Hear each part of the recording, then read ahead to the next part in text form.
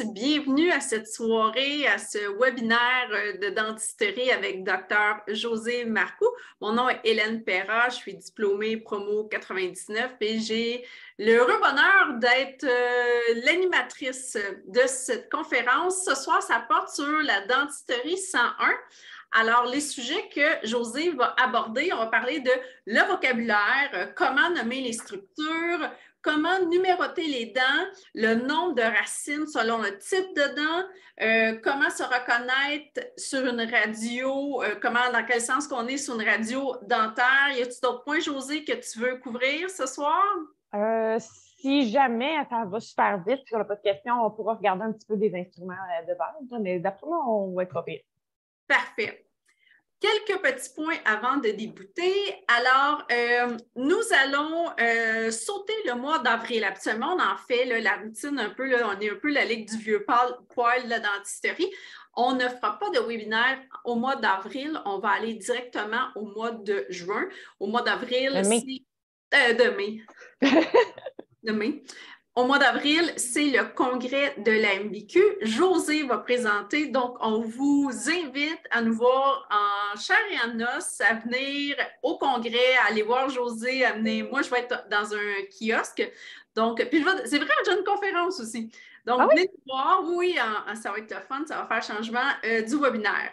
Pour ceux qui ne viennent pas, ben écoute, on va se revoir le 8 mai. Et là, il est super bon. J'adore le titre. C'est « Les complications les plus fréquentes lors d'extraction ».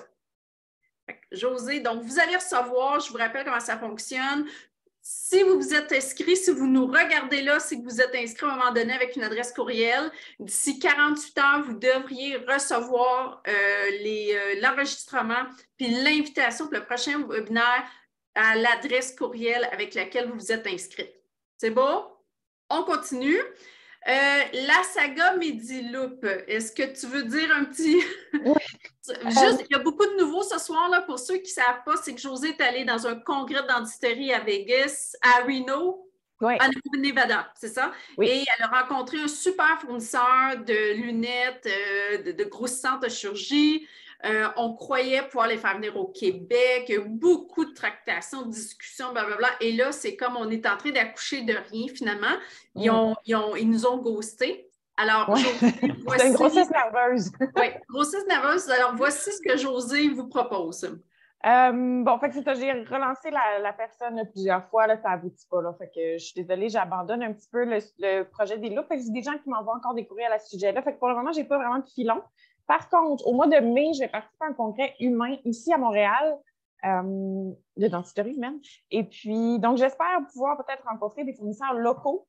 Donc, j'aurais pas besoin de les faire passer les douanes, là, ils vont être déjà ici, puis c'est plus facile aussi pour le service à la clientèle après, ça a besoin d'ajustement ou quoi que ce soit, fait que à suivre ou peut-être qu'à la fin mai, j'aurai quelque chose d'autre à vous dire. Pour le moment, ça a fait un peu, c'est quoi l'expression? Parce que chou blanc, ça a fait cher. Désolée, ça n'a pas marché.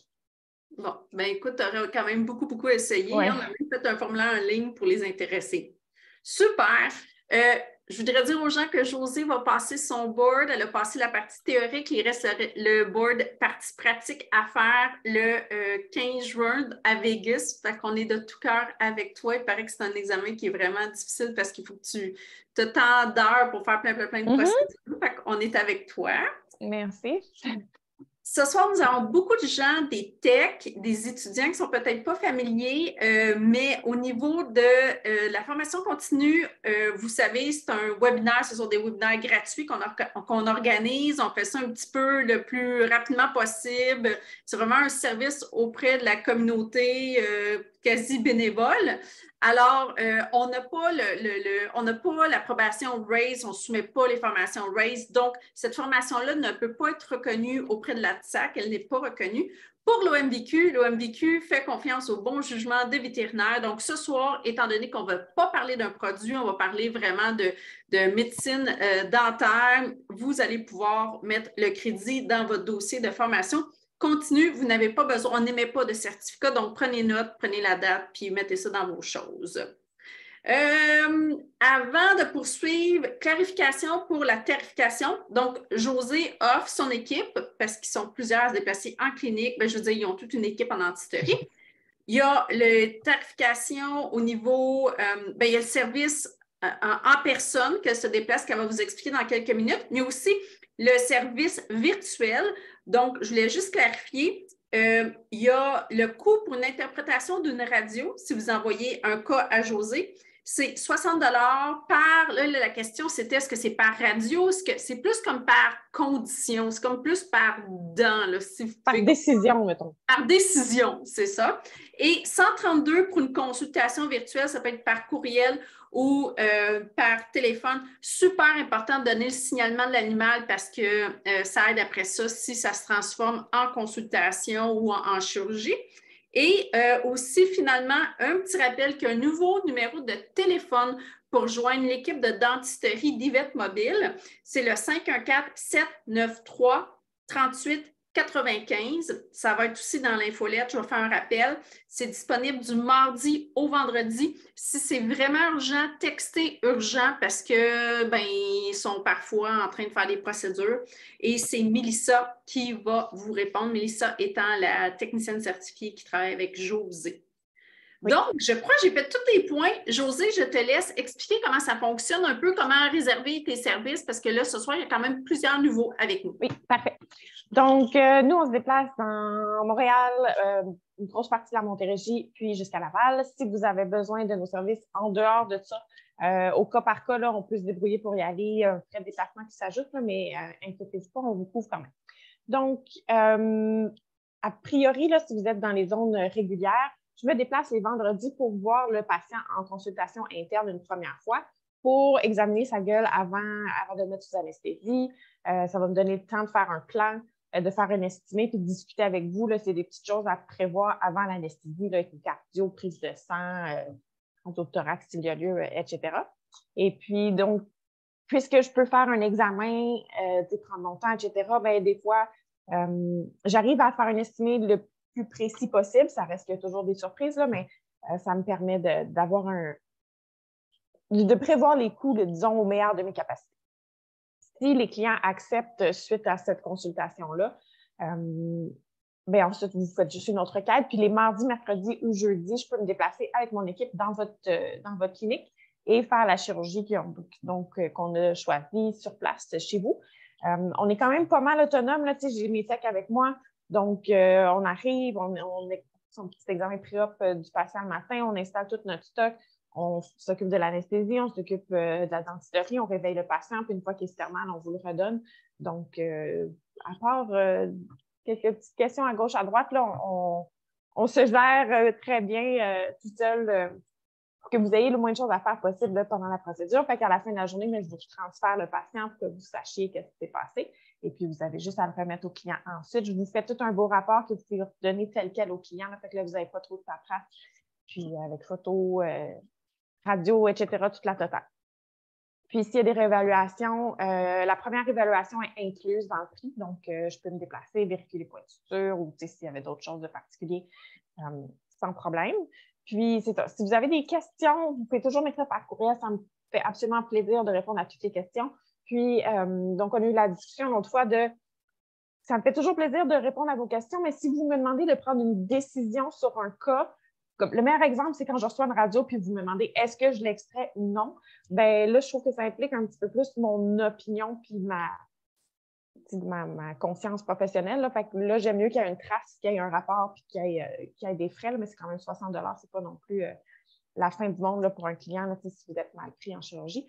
Donc, n'hésitez pas à m'envoyer des questions. Au pire, je vais vous le dire, là, comme là, ça commence à être complexe, puis je pense que ça mérite une consultation virtuelle ou autre. Mais sachez que je peux vous dépanner là, quand vous êtes mal pris. Ça me fait plaisir, même si c'est carrément moi qui vais faire la procédure. Je suis là pour vous aider. J'oublie quelque chose. Ça ressemble à ça. C'est ça. Si vous êtes mal pris en procédure, vous pleurez, ça ne marche pas, prenez le téléphone puis appelez le téléphone de dentisterie, puis je vais essayer de vous sortir de là du mieux que je peux. Super! Ben, je pense qu'on peut commencer. Vous savez, je pense que les gens, vous savez comment ça fonctionne, Zoom, là, vous pouvez taper vos questions en bas, le Q&A, et puis on va se faire un plaisir de... Je vais lire vos questions, puis du mieux que je peux, sans mes lunettes. Je vais essayer de les répéter à Josée pour que ça fasse du sens. Mes lunettes. Juste de choisir ma slide. Je pense que je vais y aller avec celle-là. OK. J'ai beaucoup trop de choses à vous faire. Je ne sais pas vous flasher mon rapport d'impôt. OK. Donc, aujourd'hui, je voulais faire le tour de ce que j'appelle la grosse base, parce que des fois, je me rends compte que, tu sais, des vocabulaires qui ne sont pas utilisés, etc. Puis je me dis probablement qu'il n'y a jamais personne qui vous l'a montré. Vous avez lu un paquet de livres sans jamais, tu sais, que quelqu'un prenne le temps de vous expliquer chaque mot puis chaque petit truc. Fait qu'on en profite aujourd'hui pour faire un ménage de printemps puis d'attaquer là, ces vocabulaires-là puis ces notions-là. Puis tout le reste qui découle après en est plus facile, fait qu'on y va. Fait que, une des premières choses à savoir, je pense que c'est vraiment l'anatomie des dents, puis de pouvoir, quand on examine un patient, identifier que toutes les dents sont là ou pas. Il y a plusieurs diagnostics différentiels si une dent est cliniquement absente dans la bouche, mais vraiment la première étape, c'est de pouvoir la spotter. Donc, pour ça, il faut savoir quelles dents sont supposées être là, il y en a combien, c'est quoi leur apparence. Puis, après ça, de toute façon, ces notions-là vont nous servir pour le triadent. Puis après ça, pour nos radios aussi, quand on veut savoir où est-ce qu'on est dans la bouche, bien, ça implique qu'on sait les différences entre les formes des dents puis leur nombre de racines. Donc, premièrement, savoir combien il y a de dents dans la bouche à date. Chat et chien, c'est assez différent. En fait, on a 6 incisives en haut, en bas, puis 4 canines au total. Ça, c'est assez compris habituellement, chat et chien. C'est plus en arrière que ça se corse. Donc, chez les chiens ont presque une dentition complète. On peut essayer de le retenir comme ça. Fait que, on sait qu'une dentition complète, c'est 11 dents par cadran, fait 44 dents au total. Puis, le porc, entre autres, est une des espèces de mammifères qui a une dentition complète. Donc, nos chiens et nos chats n'ont pas une dentition complète, mais le chien, c'est tout près. Il manque seulement une molaire en haut pour que ça soit la totale. Ils ont 42 dents au total, 44 étant le maximum, puis il manque juste la dernière molaire en haut. Fait qu'il y en a 11 en bas par cadran, 10 en haut. Donc, fait qu'on a disons qu'on prend par cadran. Fait qu'on aurait nos 3 incisives, notre canine. Après ça, chez un chien, on va avoir 4 prémolaires. 4 prémolaires, c'est le maximum de prémolaires qu'on peut avoir chez un mammifère. Fait qu'il les a les 4. Puis ensuite, il va avoir 2 molaires. Le maximum de molaires, ça serait 3. Donc, le chien, il a tout, il manque juste une molaire. Donc, comment on peut aussi faire pour savoir quel nombre de racines ont toutes ces dents-là? Puis quelle forme ont ces dents-là? Il y a un petit truc pour les chiens. C'est-à-dire que, bon, incisive, canine, ça a juste une racine, c'est assez intuitif. Là, nos incisives, c'est vraiment juste comme des petits clous. La canine aussi. Ensuite, après la canine, qu'est-ce qui se passe après ça? Le petit truc, c'est la première dent qui suit la canine a une racine. Les 2 suivantes ont 2 racines, puis les 3 suivantes ont 3 racines. C'est facile, 1, 2, 2, 3, 3. Par contre, ça ne colle pas avec molaire, prémolaire. C'est-à-dire que c'est pas juste les molaires qui ont 3 racines. En fait, vous avez compris que c'est la 4e prémolaire qui en a 3. Fait que vous ne pouvez pas vous fier au nombre de racines pour déterminer qu'est-ce qui est une molaire et une prémolaire.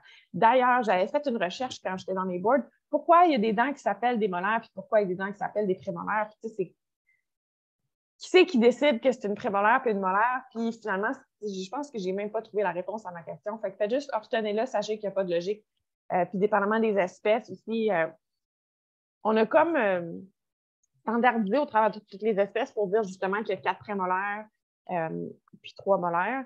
Mais entre les dents qui grind puis les dents qui coupent, qui était au départ là, la différence, ben ça s'est comme un peu perdu quand on a voulu standardiser par espèce. Fait que essayez pas de retenir qu'est-ce qui est une molaire et une prémolaire par rapport à la forme des dents, il n'y a plus vraiment de logique, malheureusement.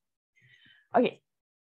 Donc, notre chien, on a nos 3 incisives, on a notre canine qui a une racine. Ensuite, on a la première prémolaire, donc, qui a une racine.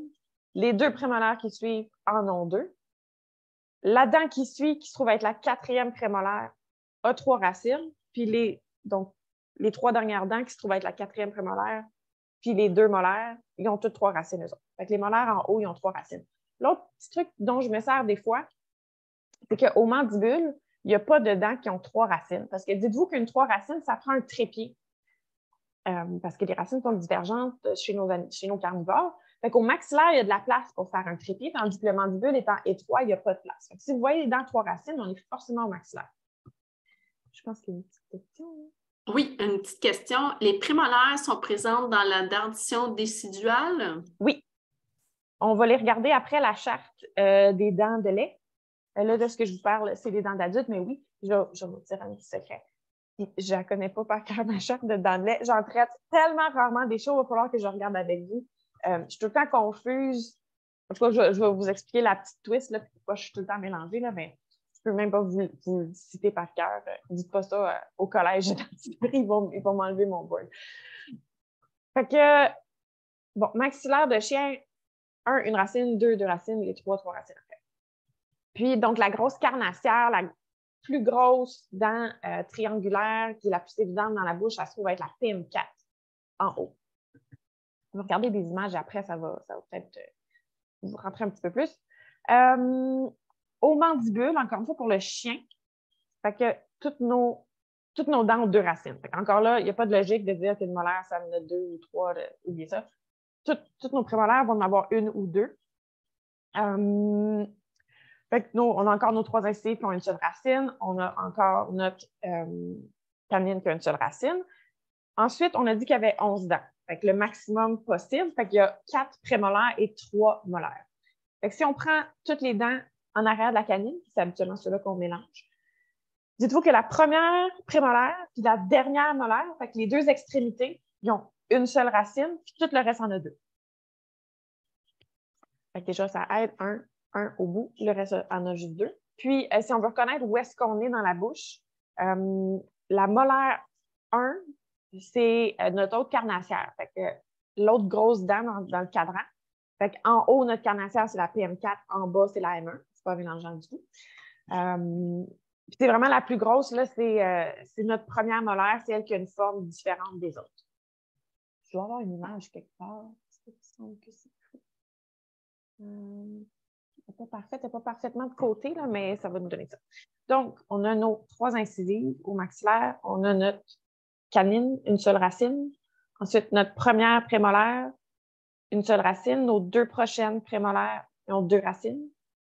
Je vais vous montrer je l'ai dans un livre là, que les dents sont sorties.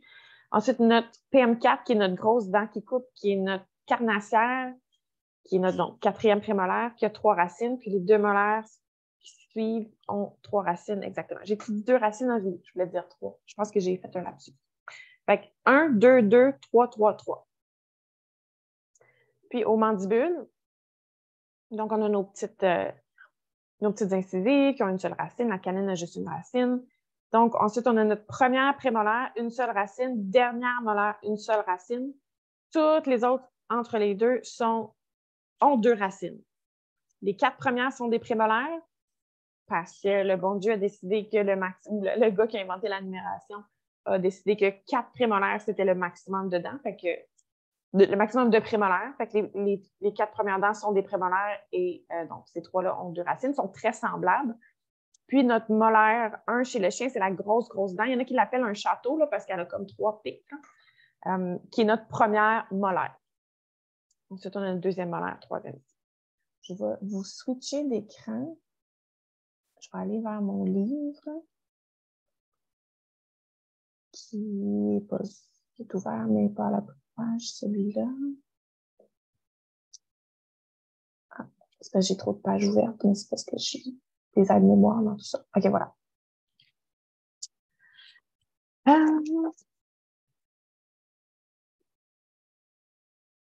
Est-ce que tu vas pouvoir aussi agrandir oui, j'essaie juste de trouver la bonne page. Tu peux avoir un preview, comment je fais? Tu peux avoir comme les petites pages les pages en petit, ça se fait-tu? Non. Bon. Voyons comment je fais pour changer de page, doucement. Ah!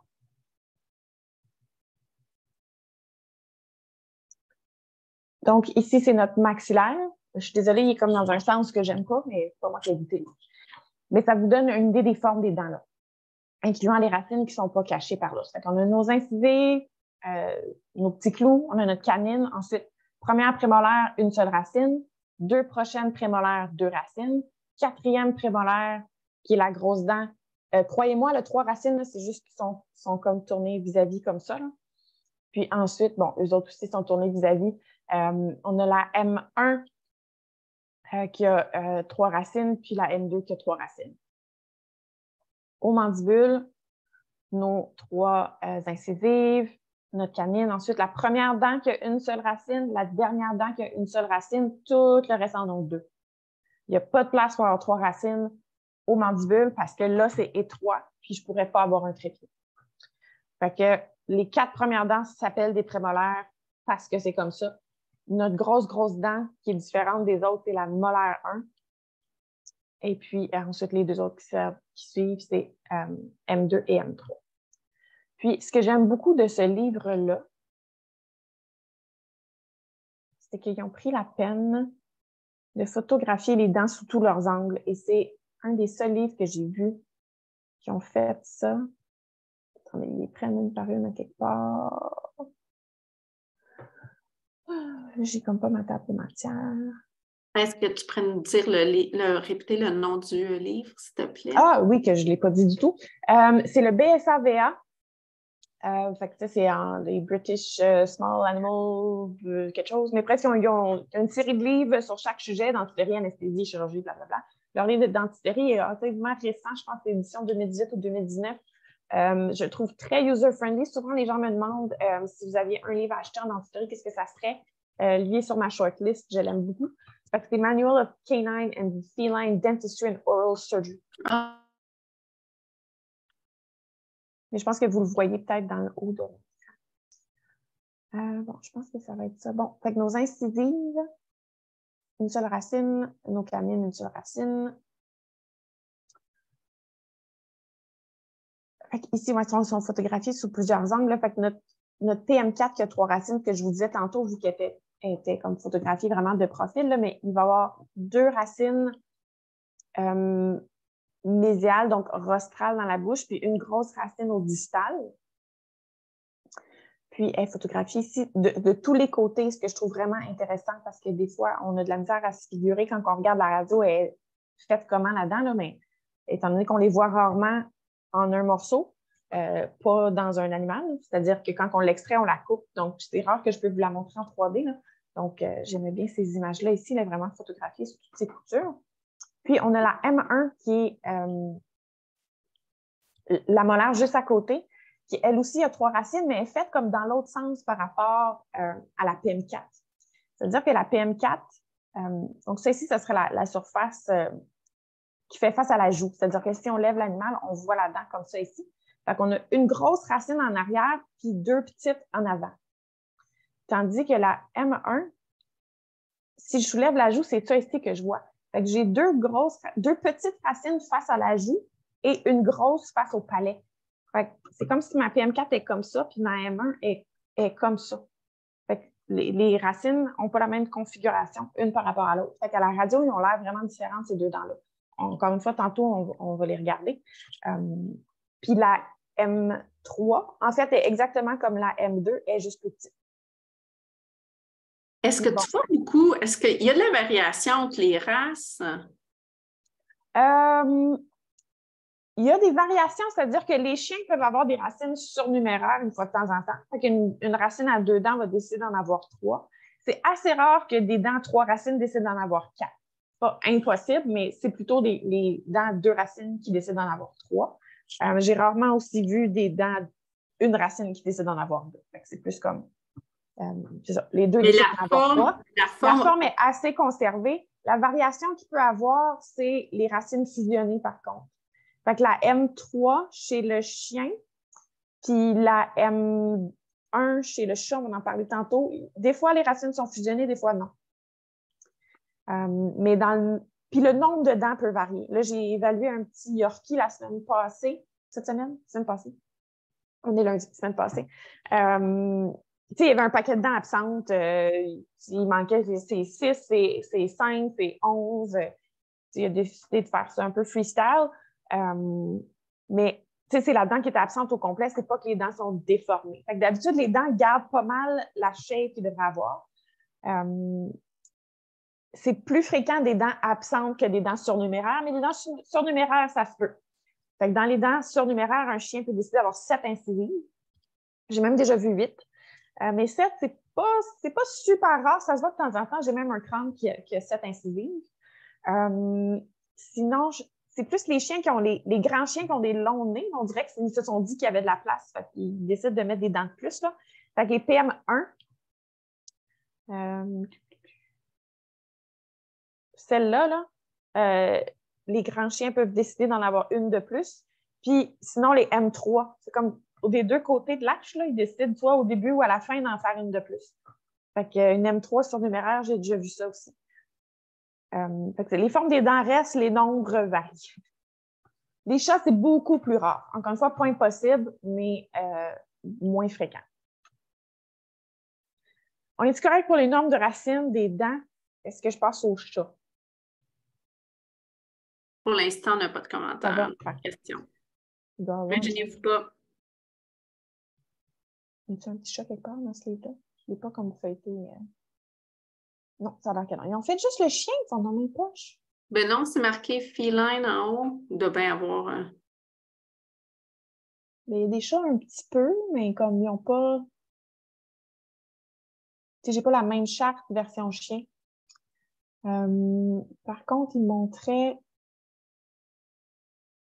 Puis là, tu sais, sur mes photos d'incisives, j'ai pas non plus. Ils ont juste montré la PM4 de chat. Bon, mais je vais être obligée d'écrire un livre de dentisterie. Ça fait un bout de temps que je commence à en parler, là. J'aurais plus le choix. OK. Alors, on a une question. Si une dent est absente, doit-on obligatoirement recommander de faire une radio? Oui.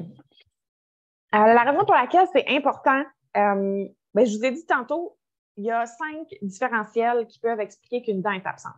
Fait qu'elle peut être réellement juste absente. Dans ce cas-là, on est content s'il n'y a pas vraiment de conséquences pour l'animal. Elle peut être incluse, dans quel cas elle pourrait, dans 30 des cas, former un kyste, ce qui est asymptomatique et par le temps qu'on les remarque, peut être dévastateur chez les patients. Surtout que c'est tout le temps les petits patients qui décident de faire ça, fait qu'ils n'ont pas de place dans leur mini-mâchoire pour un kyste. Ça peut être une racine, ça peut être une dent qui est cassée puis qui a une racine retenue.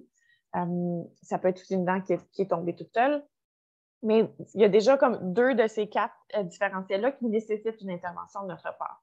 Donc, je recommande toujours, quand il y a des dents manquantes dans la bouche de l'animal, s'il n'y a pas un historique d'extraction, de prendre une radio parce que si une dent est incluse, ça peut faire des gros dommages. Puis, si une racine est cassée et infectée, mais ça peut faire mal à l'animal aussi. Donc, ils ont besoin de notre aide. Donc, petit chat, on a nos 3 incisives, notre canine. Et puis, les gens n'ont pas une dentition complète, même loin de là. Et encore une fois, parce que bon, les gens qui ont codé les dents ont décidé ça de même. Ils ont décidé que si une prémolaire était absente dans une bouche d'un animal, ça ne serait pas la dernière qui serait absente, ce serait la première. Okay? Fait que c'est comme la carnassière, la grosse dent, c'est toujours la PM4. Et puis, on part de là pour dire combien que non. Ça veut dire que chez notre chat, il y a seulement 3 prémolaires, comparativement au maximum de 4 qui est possible. Mais la grosse dent, c'est quand même la PM4. Ensuite, on part PM3, PM2 et il n'y a pas de PM1. Fait que c'est comme pas logique parce qu'on ne peut pas juste partir de la canine et dire PM1, 2, 3. C'est pas simple comme ça. Ça aurait été trop drôle. Donc, c'est plus PM4, 3, 2, puis les autres dents sont considérées comme absentes. Fait que je suis désolée, c'est pas ma faute. J'aurais pas fait ça de même, mais c'est comme ça qu'on compte les dents.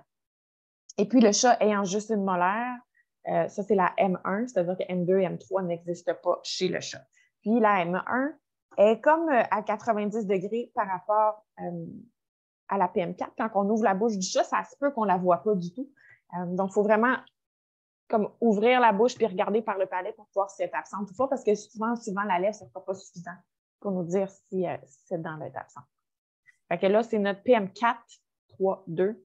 Il n'y a pas de PM1 chez le chat. Il n'y a pas de M2, M3. Là, j'ai une question. Je Ouais. vais t'apposer tout de suite, mais ça fait déjà peut-être 2-3 minutes qu'elle est rentrée, fait que c'est peut-être sur une autre. Je ne suis pas certaine que je vais bien la lire, là où je la comprends. Une 5, par exemple, qui est juste sous la gencive, est-ce qu'on peut simplement ouvrir la gencive? Oui. Fait qu'une 5, on va parler du triadan dans un instant, c'est une PM1 qui est sortie de l'os, mais qui est recouverte de gencive, a quand même le potentiel de faire un kyste, à moins qu'on dégage sa couronne. Dans ce cas-ci, on appelle ça une operculectomie. Pardon. Donc, il suffit, J'en ai eu deux. de... Je ne ferais pas juste une incision, là, je ferais vraiment comme enlever un chapeau de gencive au-dessus de la dent, mais oui, elle va devenir en occlusion. Vous n'avez pas besoin d'extraire, il n'y a pas de problème avec ça. Donc, encore une fois, chez le chat, on a beaucoup moins de dents que la dentition complète. Fait qu'on a encore 3 incisives, une canine. Et puis, là, dans ce cas-ci, on a seulement 2 prémolaires. Donc, si on a seulement 2 prémolaires sur un maximum de 4, on a forcément la 4 et la 3. Donc, la 2 et la 1 n'existent pas. Et puis, on a une molaire et on n'en a pas d'autres. Puis, pour savoir la différence entre la molaire et la prémolaire chez le chat, en fait, notre molaire elle a une forme très, très, très différente. Elle a comme la forme de la lettre M par rapport aux 2 prémolaires qui ont la forme de la lettre A. Fait que notre carnassière, c'est notre molaire qui est weird, qui est différente. C'est notre molaire 1, donc PM4, PM3. Et si vous n'aimez pas utiliser les termes PM1, M3, I2, il y a une autre façon de nommer les dents, comme on l'a dit, une 5, par exemple, mais ça vient du système triadan, qui est adapté de l'humaine, qui est un petit peu plus, moi je trouve, il est comme plus rapide pour nommer les dents, fait que je l'ai adopté, puis la plupart des logiciels de chat, etc., vont utiliser le triadan. Dans vos dossiers, tant que vous identifiez correctement les dents, il n'y a pas de bonne ou mauvaise façon. Fait que si vous écrivez PM3, PM4, etc., il n'y a pas de trouble. Mais vous pouvez aussi choisir d'utiliser le triadan, puis c'est tout à fait légal aussi. Donc, pour utiliser le système triadan, en fait, le premier chiffre va représenter le cadran dans lequel on se trouve et le deuxième chiffre, donc, la position de la dent. Et puis, je pense que j'ai une photo quelque part du cadran. Je sais que je l'ai fait, je l'ai vu. Ah, non, ça, c'est les dents dessus. OK. Les cadrans, on les compte si l'animal est face à nous, ou un humain, c'est la même chose, ou s'il est dans notre écran, peu importe. C'est comme la lettre C à l'envers. C'est mais c'est pas moi qui ai choisi ça. Fait que le cadran 1 se trouve ici, 2, 3, 4. C'est la même chose chez le chat, 1, 2, 3, 4. C'est dans le sens des aiguilles d'une montre, mais on commence pas à midi, on commence comme à 10 heures. Donc, toutes les dents dans ce cadran-ci vont être le cadran 100, cadran 200, 300, 400. Si on retourne à notre charte.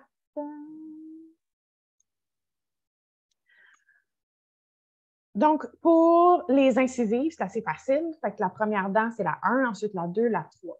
Puis la canine est toujours la 4. Mais étant donné que tous nos chiens ont le maximum d'incisives, ben, c'est pas super. Fait que notre canine, c'est toujours notre 4. Et puis les incisives, ben, c'est juste 1, 2, 3 à partir de la ligne du centre. Fait que 1, 2, 3, 1, 2, 3. Ensuite, le chien, c'est pas super parce que sa dentition est presque complète. Fait que la dent suivante, c'est la 105, la 106, la 107, la 108. Fait que notre PM4, c'est la 108. Fait que des fois, si on dit « Ah, il s'est cassé les 8 », ben en fait, c'est les PM4, c'est les dents qui sont les plus trop impliquées. Là, c'est le gros triangle en arrière. Ensuite, M1, c'est la 9, puis M2, c'est la 10.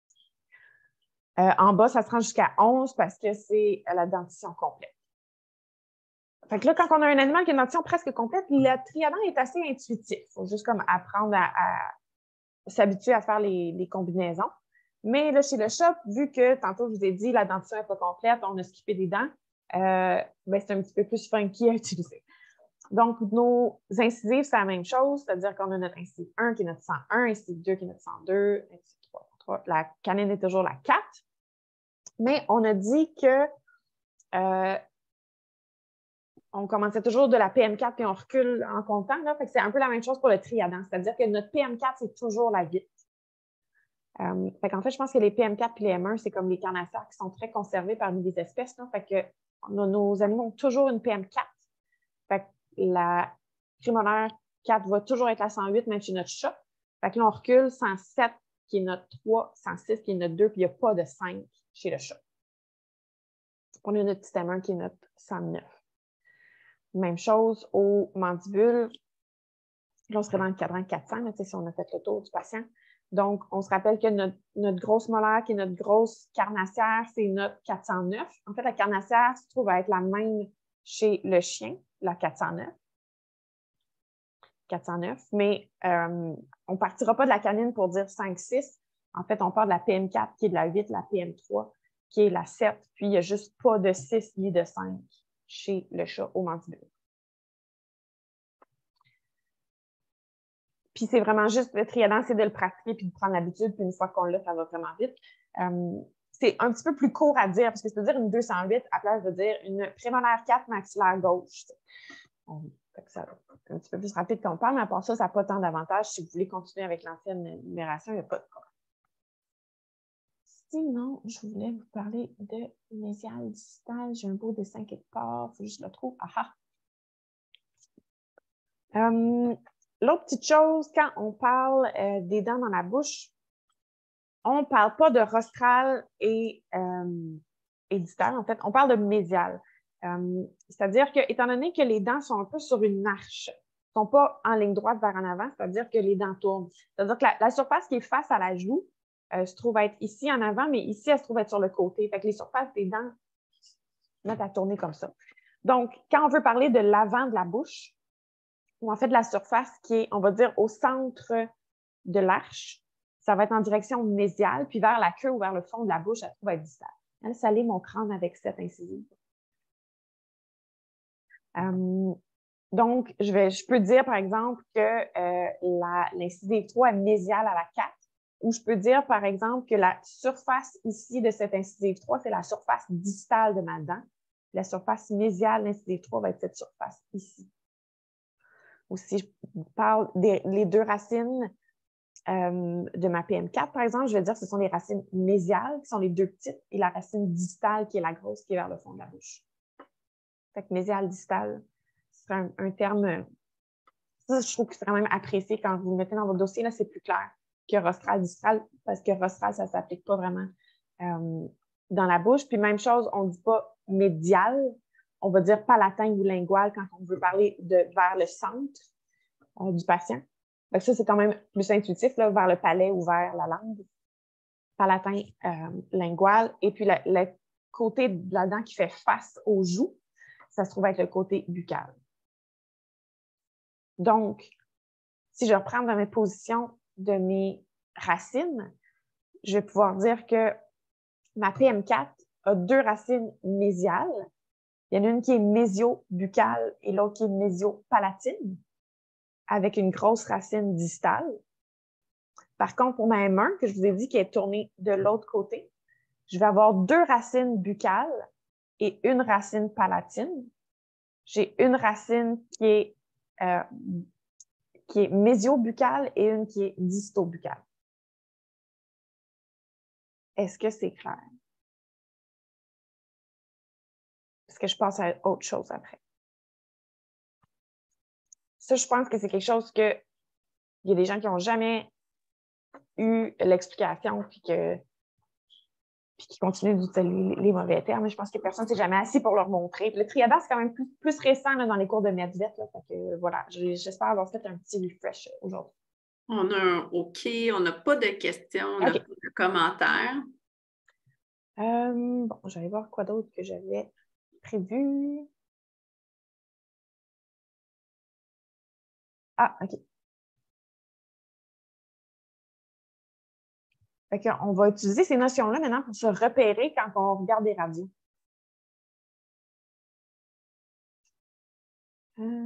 Share.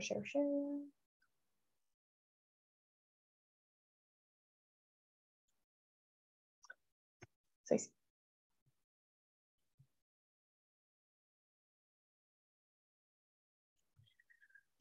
Donc, ici, on a un chien. Est-ce que Oui. tu pourrais juste fermer Ah, le note du compte? Oui, juste pour que ça soit. Oui, super. Ça aide à voir plus gros. ben oui. Merci. Ça se ferme pas. Hein. Ben, je pourrais me mettre que j'ai pas besoin. Ben, tu pourrais te mettre en mode présentateur. Oui, là, c'est super. OK.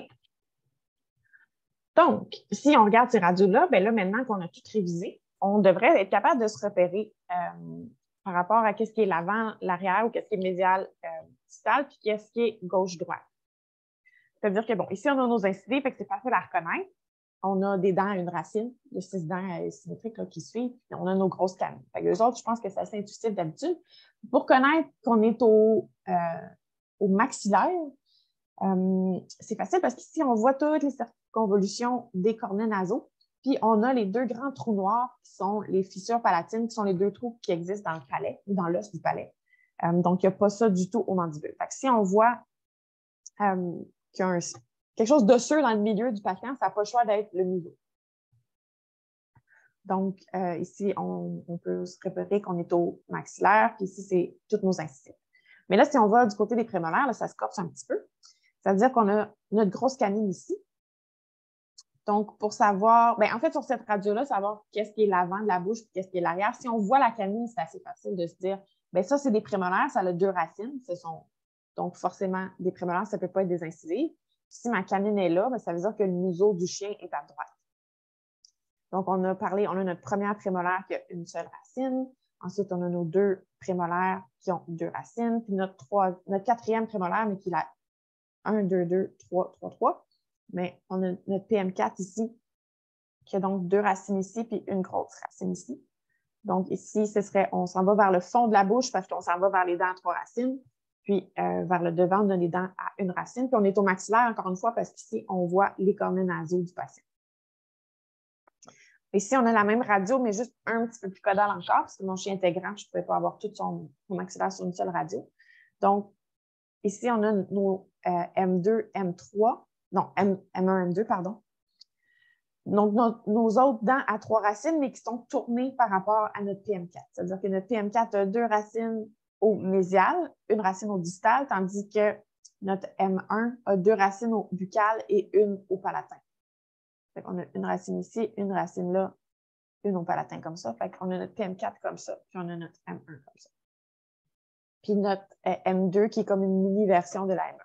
Donc, si on voit des dents trois racines dans une bouche, on sait qu'on est à l'arrière du chien. Donc, le mésial du patient est encore une fois vers la droite. Fait que je vais vous tester. On a ici un maxillaire de chat, fait qu'encore une fois, un maxillaire parce qu'on a toutes les petites circonvolutions des cornets nasaux et nos fissures palatines. Donc, on a ici nos petites incisives, jusque-là, ça va bien, nos canines, ça c'est facile à identifier. Mais là, ici, on arrive au molaire, prémolaire, ça devient un petit peu plus mélangeant, mais ici, on voit notre canine. Fait que ça nous aide. Fait qu'on sait que ça ici, c'est l'avant de la bouche, le mésial, le centre du patient. Donc, on se trouverait à être à gauche du patient. Donc, ça ici, c'est vers le museau, il serait à gauche. Donc, ici, on a notre PM4, qui est notre belle grosse dent à trois racines. Fait une grosse racine distale, deux racines mésiales. Donc, ensuite, on a notre PM3 et notre PM2. La PM1 n'existe pas ou la 5 n'existe pas chez le chat. Puis, on a notre petite molaire ici qui, elle, est tricky chez le chat. Des fois, elle a une racine, des fois, elle en a deux. Ça dépend comment ce chat-là filait quand il a fait son embryologie. Puis, la radio ne va pas tout le temps vous le dire parce que des fois, l'autre, on est comme un petit peu... la couronne va nous cacher. Fait que quand on extrait, il faut juste garder en tête que des fois, elle est en forme de petit A, puis des fois, elle est en forme de clou. Donc, c'est ça que ça a l'air un maxillaire de chat, notre dent à trois racines, qui est toujours notre PM4. Les mandibules, ben, comment on reconnaît qu'on est au mandibule, premièrement? Ben, ici, on a une symphyse mandibulaire, évidemment, qui n'existe pas au palais. Ici, on a du vide. Regardez comme ici, là et là. Donc, c'est l'espace qui est en dessous de la langue, qui n'a pas d'os. Évidemment, il n'y a pas ça au maxillaire. Donc, au maxillaire, on ne sera jamais capable d'avoir du vide en prenant une radio dentaire parce que le museau va tout occuper notre radio, tandis qu'au mandibule, on peut avoir du vide. On peut aussi avoir le cortex ventral, fait qu'on a une grosse épaisseur vraiment très radio-opaque d'os. qui existe seulement au mandibule. Au maxillaire, on n'a pas ça. Il est très, très mince, le cortex, donc on ne le voit pas. Encore une fois, la grosse ligne blanche ici se trouve être le cortex. Ça existe seulement au mandibule. On a une question, mais j'ai l'impression quand elle est rentrée, tu commençais à parler. Je pense que c'est sur l'autre. C'est comment on fait pour savoir si c'est gauche ou droit? Mais je pense que c'est sur l'autre. Je vais finir ça, puis après ça, quand on va tourner les radios, je vais l'expliquer. Mais non, je ne l'avais pas déjà expliqué. Bien, je l'ai comme effleuré, mais je vais y revenir. Je sais que les gens ont bien de la misère avec ça, fait que je vais essayer d'être claire. Donc, ici, on est au mandibule, on a nos incisives avec nos canines, jusque-là, ça va. Puis, si on regarde les radios ici, comment on fait pour savoir quelle dent qui est quoi? Fait qu'on a dit premièrement que c'est la première prémolaire puis la dernière molaire qui ont juste une racine. Fait que déjà, on peut spotter les dents à une racine. Puis, on a notre gros château qui est forcément notre M1, qui est la grosse dent carnassière, qui est aussi la 9, qu'on peut spotter. Donc, si on a spoté la grosse M1, qui a une forme différente des autres, puis qui est beaucoup plus grosse que les autres, bien, si j'ai 4 dents à côté d'une M1, bien, ça n'a pas le choix d'être les 4 dents en avant, parce qu'il n'y a pas autant de dents en arrière d'une M1. Parce qu'à M1, ensuite, on a juste 2 dents, M2, M3. Donc, s'il y a 4 dents à côté, bien, ces 4 dents-là sont forcément les prémolaires qui sont vers l'avant de la bouche. On a ici toutes les dents à 2 racines qui sont les prémolaires. Fait que ça n'a pas le choix d'être la PM1, parce que ça ne pourrait pas être la M3, parce que ça voudrait dire que ça, c'est notre M1 et c'est clairement pas le cas. Donc, ici, même chose, si j'ai une grosse M1 puis que j'ai tout de suite après une dent, 2 racines, puis ensuite une dent, une racine, bien, ça n'a pas le choix d'être M2, M3, parce que sinon, ça voudrait dire qu'il nous manque beaucoup, beaucoup de prémolaires. Puis, on peut aussi voir la forme de la M2 qui est un peu différente des prémolaires, c'est-à-dire qu'on n'a pas une belle lettre A, on n'a pas un triangle. Là. Cette dent-là est un petit peu plus faite pour, je ne sais pas de mot, moudre. Grinder en français, c'est moudre. Donc, c'est une molaire, ça ici. Donc, comment on fait pour savoir si on est à gauche ou à droite dans un patient? Bien, premièrement, je préfère le chat, je n'ai pas fait le chat. Fait que ceci est un chat, fait qu'on voit que les dents sont comme beaucoup plus... Bien, ils ont des formes vraiment différentes. Les canines sont plus grosses par rapport à l'animal, sont comme un peu plus... On dirait plus une boîte, là, c'est plus rectangulaire son affaire, mais on a quand même une symphyse, un cortex ventral et de l'espace là, sous le mandibule, fait qu'on sait qu'on est en bas, qu'on a nos incisives, nos canines. Puis, on se rappelle qu'il y a juste 3 dents au mandibule derrière la canine. Donc, notre lettre M qui se trouve être la M1, et puis PM4, PM3, ou la 9, la 8 et la 7. Il n'y a pas d'autres molaires derrière la M1. Fait que c'est vraiment, il faut juste se rappeler la forme qu'elle a, cette dent-là. Il faut spotter que c'est la M1. M, elle a la forme d'un M, c'est la première molaire. Okay.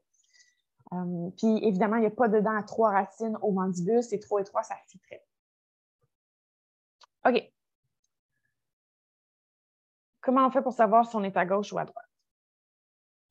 Premièrement, il y a un principe en radio-dentaire qui fait qu'on ne peut pas inverser sur une radio la gauche et la droite accidentellement. C'est-à-dire que si, par exemple, vous prenez une radio de genou et que vous n'avez pas mis votre marqueur, bien, c'est sûr qu'en regardant la radio, je ne peux pas savoir si c'est un genou droit ou un genou gauche.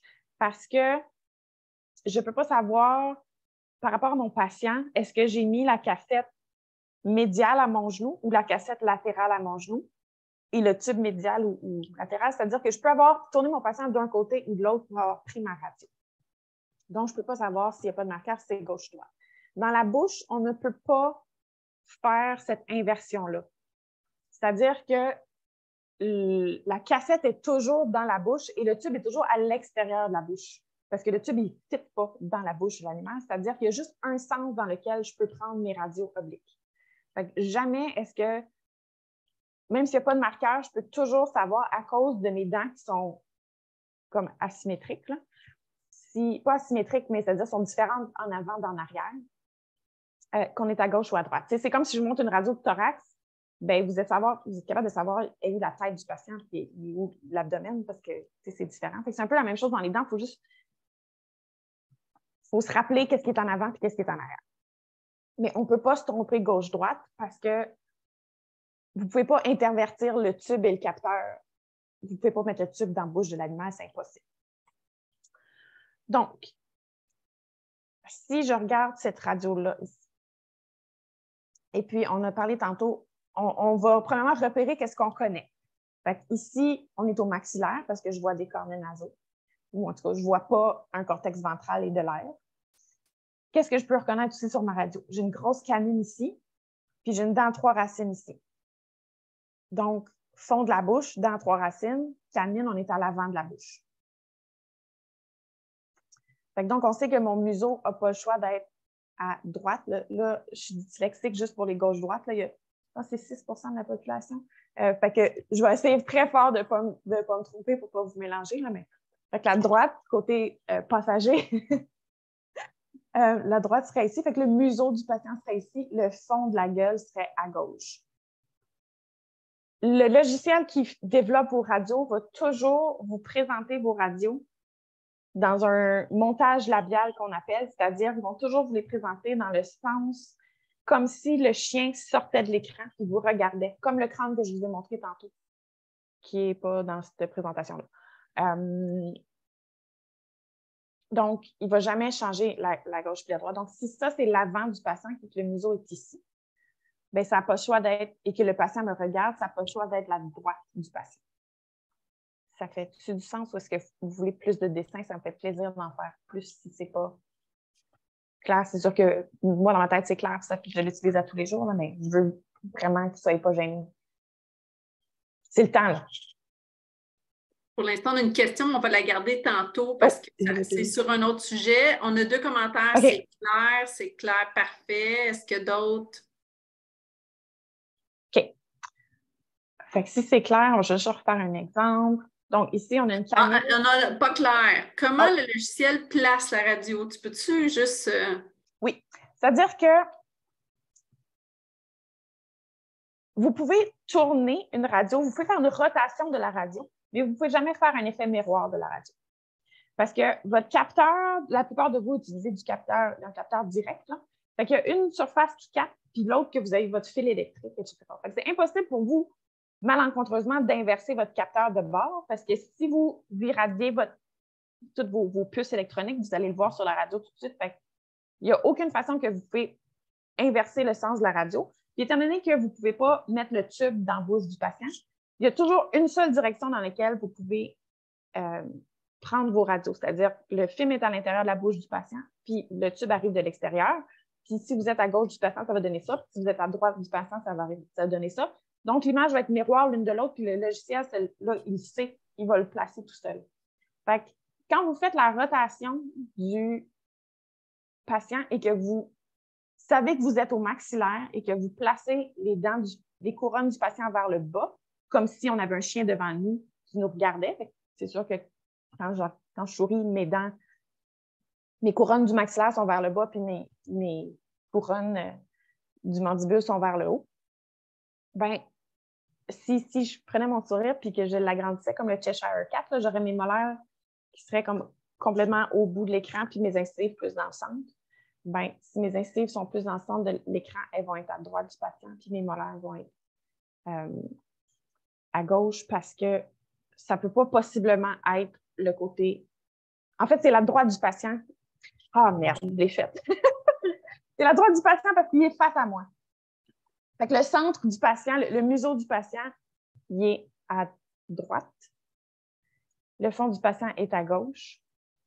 Et donc, si son museau est à droite de l'écran et que le patient me regarde, c'est sa droite à lui. J'aurais aimé avoir comme un puppet. Je pense que j'avais fait un dessin. Oh, dans quelle présentation j'ai mis ça? Si tu veux, dans Zoom, il y a le whiteboard. Hein? Ah, essayons ça. Je ne garantis pas le résultat, mais on peut l'essayer. Comment je fais ça? En bas de ton écran. Oui. C'est whiteboard. OK. Puis là, je fais quoi? C'est all whiteboard. Et je fais quoi? My whiteboard? Nous. Collaborating. New. Ouais. Là, j'ose pas le faire, j'ai peur comme d'écraser. Okay, j'essaie des choses. Oui, OK, explore the tools. OK, bon. c'est une première, là. OK. Bon, là, je vais dessiner un patient, OK? Ça, c'est ses dents. C'est ses dents. Et on a des incisives, là. Fait que ça, c'est son museau ici. Ce n'est pas une coupe de cheveux. Ça, c'est ça. Ah, les petits bonhommes, là, comme old school, là, des années 80. Bon, ça, c'est son museau. Hey, gars, je fais ce que je On veux. dirait qu'on est dans Stranger Things, mais bon.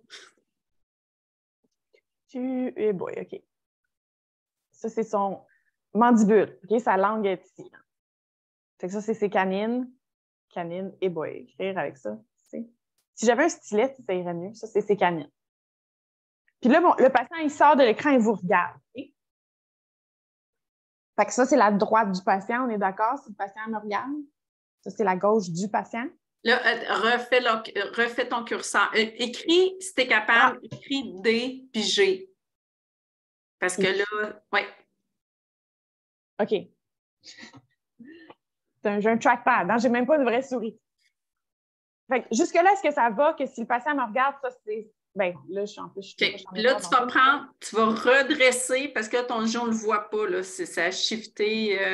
Bouge-les, shift-les un peu vers la gauche. Mon G, on le voit pas? Ah, mon D, on le voit pas peut-être. Non, on voit le D, on ne voit pas le G. Ben, c'est pas en widescreen? Oui, mais c'est parce que tu as comme un curseur. Continue. Je pense que le fait qu'on voit le D, on sent que l'autre côté, c'est le G. OK, ben, OK, là, j'ai ça comme une autre couleur. Et ça n'a pas l'air. OK. Bon. Quand je mets ça, mettons, c'est mon capteur. OK. Et puis, ça ici, c'est mon tube à radio. Est-ce que vous voyez? Oui. OK. Fait que là, je vais mettre mon tube ici, il va aller sur mon capteur ici, fait que je vais capter le côté droit du patient. Ça va faire un miroir, c'est-à-dire que l'image, elle va apparaître en miroir dans mon logiciel par rapport à si je fais ça ici. Si je mets le film dans la bouche du patient et puis si je mets mon tube à sa gauche à la place. C'est-à-dire que vous n'aurez pas la même image. On a un peu perdu cette notion-là parce qu'on est habitué de regarder toujours les thorax avec la tête à gauche, puis que ce soit une vidéo ou une DV, pas une vidéo ou une DV, mais côté gauche ou côté droit, on les regarde toujours avec la tête à gauche. Fait qu'on a perdu cette notion de symétrie. Mais si j'avais un patient qui n'avait pas de marqueur et puis que je pouvais déterminer si le patient était couché sur sa gauche ou sur sa droite et que la cassette était donc à sa gauche ou à sa droite par rapport au tube, quand j'ai pris la radio, je serais capable d'inférer si c'est la gauche ou la droite du patient que je regarde. C'est juste qu'on ne le fait plus parce qu'on met des marqueurs puis on met toujours la tête à gauche, mais dans la bouche, ça devient pertinent, cette notion-là. Donc, si je prends la radio dans ce sens-ci avec le film-là puis le tube-là, ça va faire une image miroir de ça ici. Ça ne fera pas deux images pareilles. Ça va faire un miroir. Donc, je vais avoir mes incisives vers le centre, ma canine, mes prémolaires, puis mes molaires dans le fond. Donc, si je les place dans cet ordre-là, puis que je considère que le patient me regarde, je peux déterminer si je suis à la gauche ou à la droite du patient. Ça a-t-il plus d'allure? Parce que c'est impossible de faire l'inverse. Je ne peux pas faire ça. Ça ne rentre pas dans sa bouche. Fait que la seule façon que je pourrais avoir... Oups, là, j'ai rentré dans les fonctionnalités que je ne voulais pas. La seule façon que je pourrais me tromper et prendre deux fois la même image, c'est si je mettais le tube dans la bouche du patient, mais vu que c'est physiquement impossible, ben, on n'a pas ce problème-là. Fait que le logiciel, il sait si j'ai fait ça versus si j'ai fait ça. Ça ne vous donnera pas la même image. C'est comme si vous preniez un patient, vous mettez la cassette à la table, vous avez le tube qui est au plafond, vous mettez un patient à gauche, vous mettez la tête à gauche, le patient d'après, vous mettez sa tête à droite.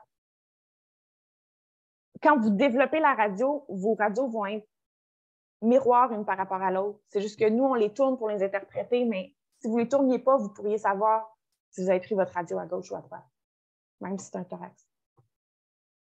Il y a des commentaires qui rentrent qui disent que c'est très clair, puis il y a quelqu'un qui dit si on flippe la radio après, on ne sait plus.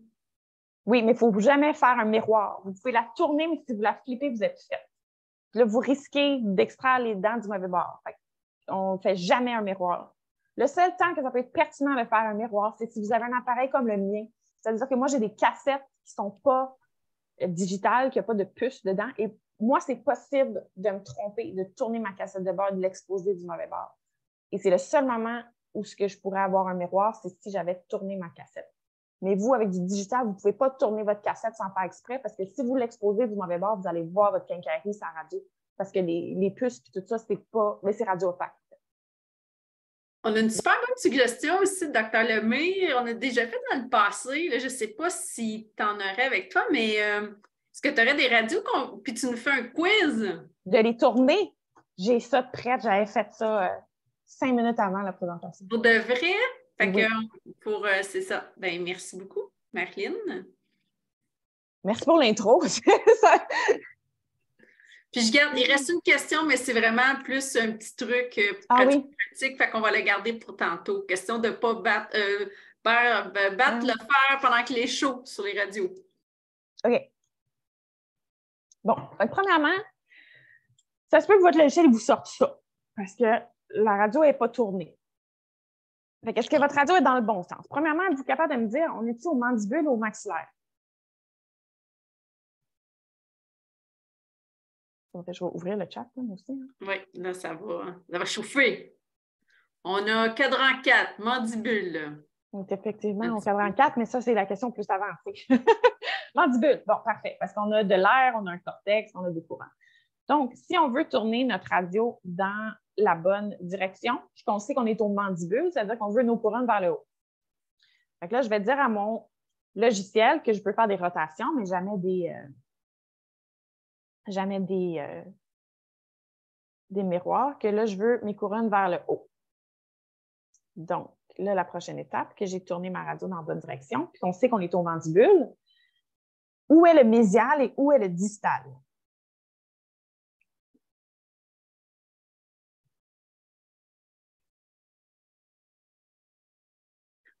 Distal à gauche. Mésial à droite, distal à gauche. Exactement. Fait qu'on a identifié notre M1, qui est notre gros château, là, avec ses 3 pavillons. Et donc, j'ai des dents à 2 racines de chaque côté, ce qui ne m'aide pas, mais oups, j'ai une dent à 1 racine ici. Donc, ça, c'est forcément les molaires. Les molaires vont vers le fond de la bouche, fait que le distal est à gauche, le mésial est à droite. C'est-à-dire que le museau de mon chien est à droite de l'écran. Oui, droite. Donc, si le museau de mon chien est à droite de l'écran, puis sa commissure est comme à gauche de l'écran et que mon chien me regarde, c'est quel bord du patient?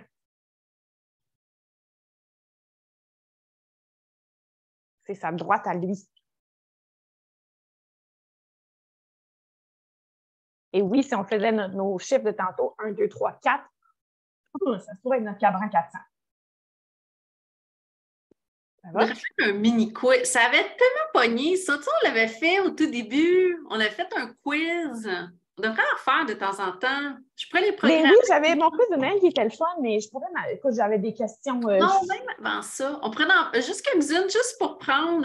C'est bon pour le cerveau. Ah oui, juste genre 2, 3 en commençant. Oui, mais je pourrais les programmer dans Zoom. Ça irait mieux parce que là, les réponses, en tout cas. Oui. On peut améliorer le concept, là. Puis ça pourrait être tout le temps sur genre le sujet d'avant, voir si les gens ont été. Ah oui, ça va pas. OK, on change de radio, on en fait. OK, fait que là, droite. Mais là, attends, il y a des gens qui sont arrivés avec la numérotation des dents, là. Oui, mais là, j'en ai parlé vite. Dans le fond, si on fait nos cadrans, on se rappelle de notre tête de tantôt, les cadrans 1, 2, 3, 4.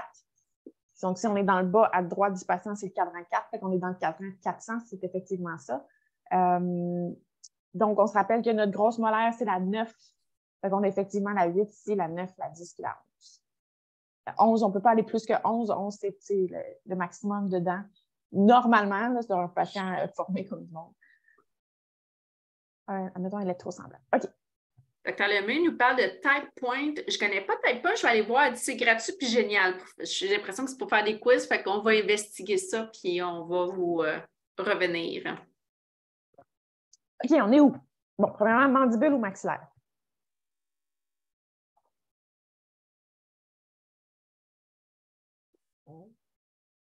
OK, parfait. Fait qu'on n'a pas de gros cortex, on n'a pas d'air ici. Fait que si on est au maxillaire.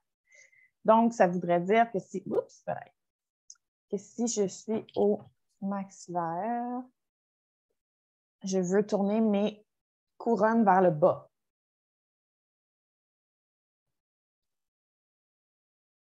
Maintenant, où sommes-nous? Ah, en plus, il y a comme un piège dans cette radio-là. Donc, où est le museau du patient? Est-ce que le museau du patient est à droite ou à gauche de l'écran?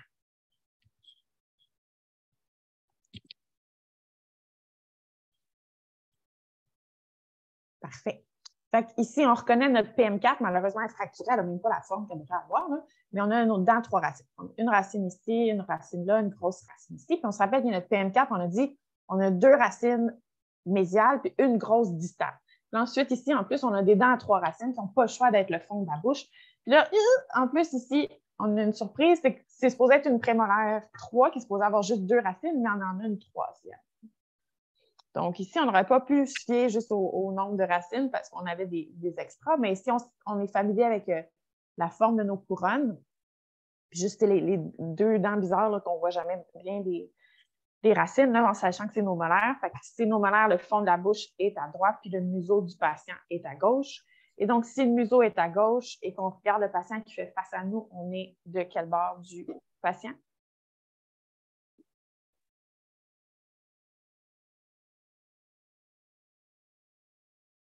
Oui, c'est la gauche du patient, c'est le cadran 200.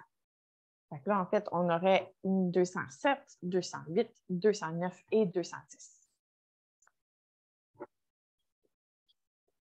J'aurais dû mettre des radios qui manquent des dents, ça aurait été un peu plus corsé. Peut-être j'en ai. Oui, je pense qu'il faudrait refaire l'événement. C'est un petit quiz, mais donner le temps. Parce que là, les personnes qui répondent, tu sais, sont. Oui, c'est ceux qui sont plus à l'aise, là. Moi, si je. Ben, j'ai de la misère, là, c'est pas mal. Je suis sûre qu'il y a fait le plus d'informations qu'il n'y a plus poche, je pense, au Canada, mais bon. Mais c'est ça, ça ne donne pas le temps aux gens de travailler un petit peu. Déjà, la réponse est. Fait qu'on va travailler là-dessus. Oui, mais je voulais refaire peut-être une interprétation de radio là, prochainement. Ah, ça pogne tout le temps, ça. Oui, puis tu sais, je veux dire, j'en ai des radios à l'infini, là, comme on pourrait en faire. Jusque là, je vois qu'il est 8h10, je sais que j'en ferai pas 25, là, fait que ici, nos radios, la radio est comme bizarre par rapport à tantôt, c'est parce qu'on est dans un chat. Oui, il y avait effectivement la PM4 étant fracturée, il y avait de la résorption de la racine distale qui n'était pas heureuse du tout. Donc ici, on a un chat, on est au maxillaire ou au mandibule? Maxillaire, donc c'est au maxillaire. On va tourner nos couronnes en faisant une rotation vers le bas. Donc ça, les techs de tourner les dents, c'est vraiment quand vous prenez votre radio, des fois votre dette n'est même pas là, vous prenez toutes les radios puis le dette arrive plus tard. Là, fait qu'il faut que vous vous habituiez à déjà tourner les radios puis tout y placer puis que lui, quand il s'assoit devant l'écran, il a juste à interpréter, là, tout est déjà setupé. On sait que les vettes ils ont besoin de tout cuit dans le bec parce qu'ils sont pas aussi hot que les techs. Donc, on est au maxillaire du chat. Là, il y a la canine. Je pense que vous êtes capable de différencier des incisives des prémolaires. Là. Mais donc, le museau serait où dans ce patient-ci? Parfait. Si le museau est à gauche de l'écran, on est sur la gauche du patient. Puis, êtes-vous capable de... On est dans le cadran 200, c'est-à-dire qu'on fait notre C à l'envers. 1, 2, 3, 4. Êtes-vous capable de repérer la variation d'anatomie sur ce patient?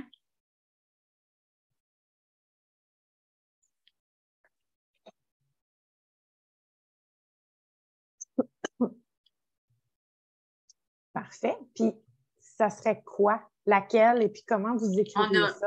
On va juste dans surnuméraire, 2, PM2, une PM de plus, oui. Fait que comment vous l'écrivez dans votre dossier?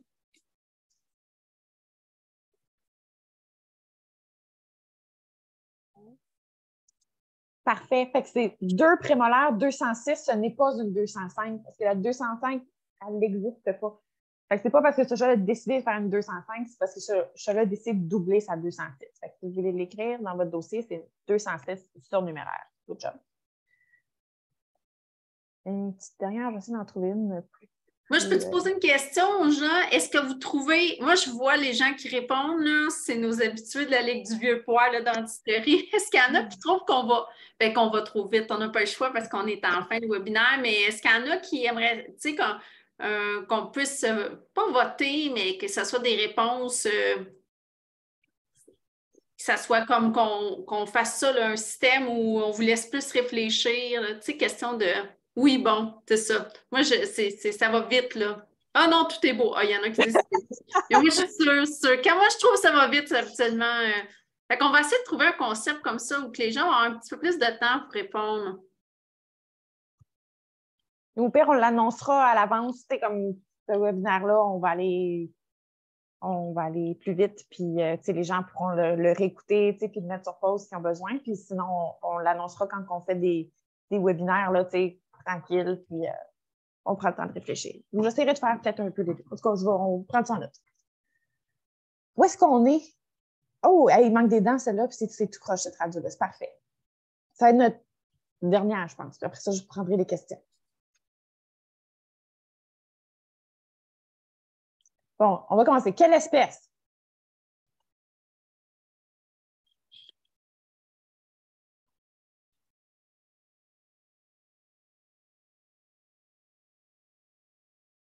Est-ce que c'est un phoque? Est-ce que c'est un chameau? Tous ces animaux que j'ai déjà traités. Pour l'instant, on est pas mal, tout le monde est dans les chats. Oui, puis là, on a des grands diagnostics. Fait qu'on est un chat, on est au maxillaire ou au mandibule. Est-ce que ma radio est dans le bon sens?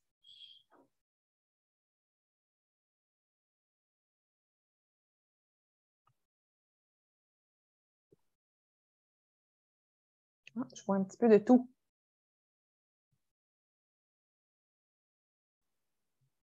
Attends un peu, mon chat, il s'est comme pas mis à.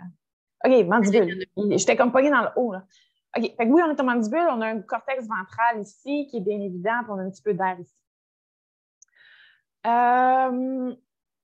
Bon, où est-ce qu'il est le museau du chien? Est-ce qu'il est du chat, pardon? Est-ce qu'il est à gauche ou à droite?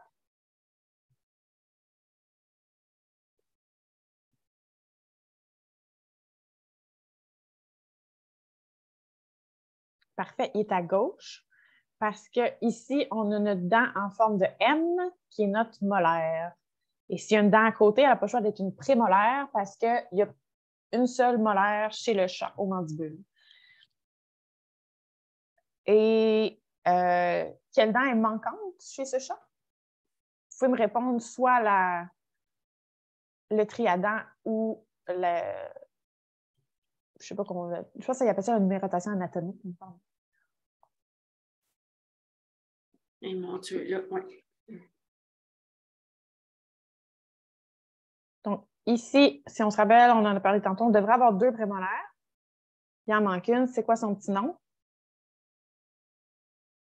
Ah, ça ici, on a de variation dans les réponses. Oui, il commence à. On vient de frapper un petit nœud. C'est bon, ça. OK.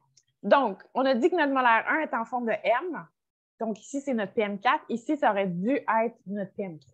Parce qu'ici, il n'y a pas d'autres dents après la M1. Là, ici, c'est normal qu'il n'y ait personne, mais ici, il aurait dû avoir quelqu'un. Fait que c'est notre PM3. Si on utilise la numérotation triadan, notre grosse molaire au mandibule étant toujours la 9, notre prémolaire qui est présente serait la 8 et donc la dent qui est manquante serait la 7, qui est effectivement complètement résorbée. Maintenant, dans quel cadran se trouve-t-on si on est au mandibule gauche? Si on se rappelle de notre dessin de tantôt, avec nos 1, 2, 3, 4, si notre patient nous regarde, on est dans le cadran 300. Fait que la dent qui est absente, c'est la 307. Fait que 9, 8, 7, puis on est dans le cadran 300. On est au mandibule gauche. Fait qu'on a vu une dent absente. Qu'est-ce qui se passe avec la 308? Pourquoi qu'elle a l'air de même?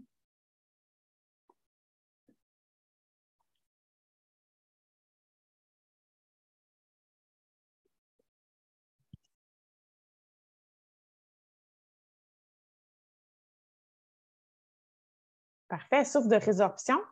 Puis, je vais même pousser la... De quel type de résorption cette dent souffre-t-elle? Pas que ça serait... Ça s'est déjà appelé des caries dans le passé. À un moment donné, quand on voyait... Parce que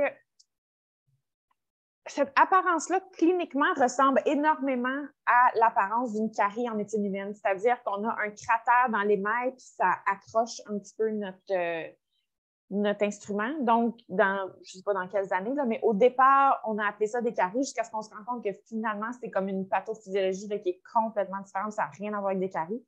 Maintenant, on appelle ça une lésion de résorption. Ça s'est déjà appelé une carie, mais ce n'est plus le cas. Oh, on a perdu le... Hein? On a perdu le type de résorption. Le fait qu'on ne voit plus les racines et qu'on ne soit plus capable de tracer les racines avec un crayon, c'est-à-dire que je ne pourrais plus dire où est-ce que ça commence et où est-ce que l'os se termine. On appelle ça soit de la résorption de remplacement, c'est là où l'os remplace la dent, ou de la résorption de type 2. En fait, il y a quand même... Oui, c'est soit type 2 ou remplacement, ça dépend quelle nomenclature tu veux utiliser. Par contre, elle a aussi une petite bouchée dans la couronne, ça se trouve être la résorption inflammatoire, qui est aussi une lésion de type 1. Fait qu'en fait, elle présentait les deux types dans la même dent. Fait que type 1, l'autre, c'est quoi t'as dit donc? Type 2, c'est la résorption de remplacement, c'est quand l'os a mangé la dent, je ne peux plus savoir où l'os commence et où l'os finit. Puis, type 1, c'est quand il y a des petites bouchées, là, il y a des mythes qui sont passés et qui ont mangé des morceaux de chandail. Là. Fait que les petites bouchées, c'est le type 1. Puis, je sais que type 3, d'habitude, on dit que c'est quand une dent, en fait, moitié-moitié. Mais en fait, les types 3 sont réservés à quand une dent a décidé de faire comme une racine d'un type puis une racine de l'autre. Dans ce cas-ci, elle a comme plutôt décidé de faire... Ben, elle a les deux dans la même dent, mais ces deux racines sont pareilles. Fait que je la collerais plus type 2 et puis je ferai une amputation de couronne sur cette dent-là. Dernière question. Il y a une anomalie d'anatomie sur cette radio. Quelle est-elle?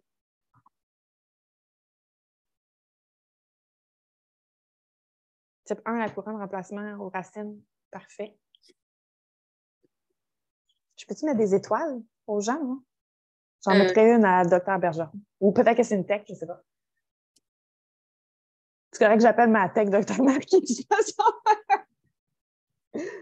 Non, c'est vétérinaire. Attends, là, ça va vite. Racine surnuméraire, 3 racines mandibule, 3 racines 309. Exactement. Ma molaire 1 ou ma 309 a ici un petit ami de plus. On a une racine surnuméraire ici. Ce qui n'est pas important en soi. Si vous prenez des radios et vous voyez une racine surnuméraire, ça ne veut pas dire que vous avez besoin d'extraire la dent. Par contre, si cette dent-là souffrait d'une lésion de résorption, qui est ici, ce petit ombrage-là mérite d'être investigué, mais que si je voulais extraire cette dent-là, bien, évidemment, il faudrait que je fasse ma coupe différemment de d'habitude parce que je ne voudrais pas laisser cette racine-là. Donc, d'emblée, ce n'est pas une anomalie qui nécessite un traitement, mais par contre, si la dent nécessite un traitement, ça va demander qu'on adapte notre technique d'extraction pour ne pas laisser la racine surnuméraire derrière. Y a-t-il des questions? On a dépassé pas mal notre heure. Mais bon, je vois que j'ai du matériel pour faire des quiz à l'infini. J'ai fait une conférence dans une clinique. J'avais préparé au-dessus de 100 radios à interpréter. Fait que j'en ai des tonnes et des tonnes. J'ai fait tellement des beaux cas à l'automne. J'ai révisé tous mes patients parce que j'essaie de voir... je les note là, quand ils ont un exemple de quelque chose dans un patient où il y a une pathologie particulièrement belle, une radio particulièrement belle. Puis je me suis rendu compte qu'à l'automne, pratiquement tous les jours, j'avais une radio qui était belle pour une raison ou une autre. Fait que là, j'ai une banque de radios vraiment complète. Là. On a une question. Oui. Est-ce que le côté de la mâchoire est toujours dans le même sens que le mésial? Exemple, mésial à droite, on est sur Oui. la branche droite. Ouais. Oui. Fait qu'on pourrait dire que si le museau est à gauche, on est à la gauche du patient, puis si le museau est à droite, on est dans la droite du patient. Puis le museau, c'est le mésial aussi. Fait que oui. Si ça vous aide de le retenir comme ça, c'est parfait. Oui, type 2,5, oui. On va inventer un nouveau type.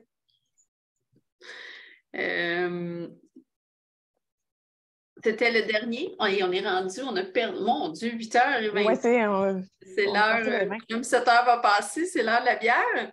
Écoutez, je pense qu'on va finir. Ça te fait-tu cogiter, Josée, sur des idées pour un webinaire prochain? Tu sais, comment on Oui, pourrait puis on va en faire qu'on va prendre notre temps plus là aussi. Là, puis oui, je vais. C'est juste, ça va demander que je le montre d'avance puis qu'on se parle pour savoir de quel format qu'on fait, mais il n'y a pas de problème. Là. Ma banque est déjà faite, fait que ça ne sera pas super difficile. Là. OK, parfait. Je vous une rappelle. question sur le Attends, je vais juste voir parce que tellement je n'ai pas le temps de. Comment traduire Lucency en français? Je dirais radiotransparence. Ah, OK, oui. Oui, là, c'est un truc, c'est comme. As-tu des trucs pour éviter que le lacet qui retient le tube endotrachéal se détache pendant le détartrage? Nous, chez nous, on utilise plus une cligne que. Je sais que des fois, on réutilise des tubulures, là. Fait que ça dépend un peu comment vous travaillez. Je trouve que les clignes, ça glisse moins. Par contre, des fois, ça s'imbibe de sang, puis là, ça nous fait une petite face de joker sur notre patient, là, mais bon. Puis moi, j'ai tendance à l'attacher derrière les oreilles et non sur la truffe ou sur le mandibule, fait que ça m'évite d'avoir à le détacher 10 fois pendant la procédure, parce que s'il est attaché derrière les oreilles, je n'ai pas à le bouger. Puis en général, c'est pas vraiment mon tube, mon lacet qui se détache. C'est-à-dire qu'avec la cligne, quand on fait une boucle, c'est assez abrasif de la cligne, fait que ça n'a pas tendance à bouger. Moi, je dirais que c'est plus comme le tube endo qui se détache du corrugé. Là. Puis ça, à faire attention, puis tu t'en rends compte quand ça sent l'ISO, je ne sais pas tant de trucs, mais fait que d'attacher, je dirais, derrière les oreilles, puis prendre une cligne plutôt qu'une tubulure, peut-être que ça glisse moins que. Je pense que les clignes glissent moins que les tubulures si vous avez ce problème. Parfait. Des fois aussi, c'est de prendre en note. Tu sais, parce que les petits patients, des fois, les petits chihuahuas, là, puis là, on a la face toute mal formée déjà, là. Fait que de prendre en note, tu sais, le tube, il arrive où dans le patient, puis juste de se faire une note visuelle au début de la procédure, puis après ça, pour savoir s'il a bougé ou pas, là. Parce que des fois, en étant en arrière de la bouche, c'est un peu plus facile de l'étirer, mais fait que, aussi noter où c'est qu'il était placé. Ben, merci beaucoup. Merci à tous. Un petit rappel, s'il y en a que c'est vous ne savez pas, là, on a un channel, une chaîne YouTube, Yvette Mobile. Si vous allez sur la chaîne YouTube, vous allez trouver toutes les anciens webinaires. Ça fait pratiquement 2 ans qu'on le fait. Donc, il y en a eu sur la résorption. Et plusieurs des radios qu'on a discutées ce soir là, ont été probablement vues puis discutées. Donc, s'il y a un sujet qui vous intéresse particulièrement, vous pouvez retourner puis regarder les titres sont assez évidents. Fait que vous allez pouvoir trouver du contenu intéressant. Ou on peut le refaire parce que je commence à manquer de sujets. Oui. À un moment donné, je ne peux pas réinventer la roue. Là, c'est comme on a un peu fait le tour, comme tu dis, en 2 ans. Ben écoute, une résidence, c'est quand même 3 ans temps plein. Là, je pense qu'on a du contenu. En tout cas, tu as l'air à trouver. Pour le prochain webinaire, tiens, j'en profite pour faire un rappel. Prochain webinaire, le 8 mai à 19h, heure avancée de l'Est, les complications les plus fréquentes lors d'extraction. C'est la première fois, ça, qu'on le fait. Fait que je trouve que c'est un très bon sujet. Ça va être un sujet chaud. Super! Donc, merci beaucoup à toi, Josée. On te souhaite, on va s'en parler, mais je te souhaite vraiment un bon sprint fin d'études pour ton board pratique qui aura lieu à Vegas le 15 juin. Parfait. À tous, bonne préparation pour la saison des parasites qui est déjà arrivée, hein, ça sent le printemps. Faites attention à vous et puis à la prochaine. D'ici les prochains 48 heures, vous devriez recevoir le webinaire enregistré et le lien pour l'inscription du prochain qui aura lieu le 8 mai. Merci beaucoup. À la prochaine.